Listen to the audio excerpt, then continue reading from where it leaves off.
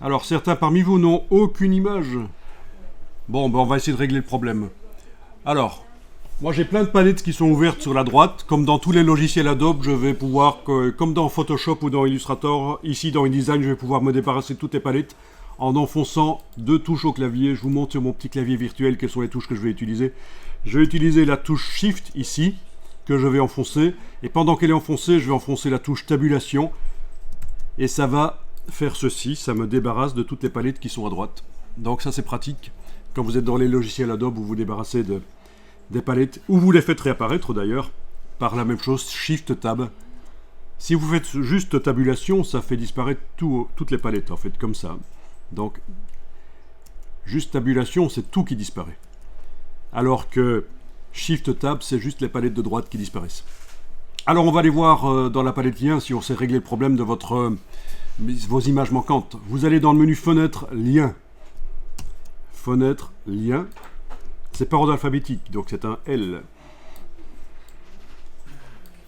Alors, certains parmi vous ont peut-être ici des petits signes jaunes, des triangulaires, qui indiquent que l'image n'a pas été trouvée. Vous en avez certains parmi vous? Oui, n'hésitez pas à prendre la palette par son nom et à la déplacer vers le centre de l'écran pour pouvoir l'agrandir comme je l'ai fait ici. Donc n'hésitez pas à détacher de droite la palette en la prenant par son nom ici, par lien, et comme ça vous pouvez l'agrandir et vous voyez un peu mieux. Bon, ben on voit qu'il y a quelques images qui sont là-dedans. Alors ceux qui ont des images qui sont manquantes, vous allez pouvoir faire ceci. Alors vous allez pouvoir faire clic sur le premier, shift clic, donc majuscule clic sur le dernier. Donc, ils sont sélectionnés.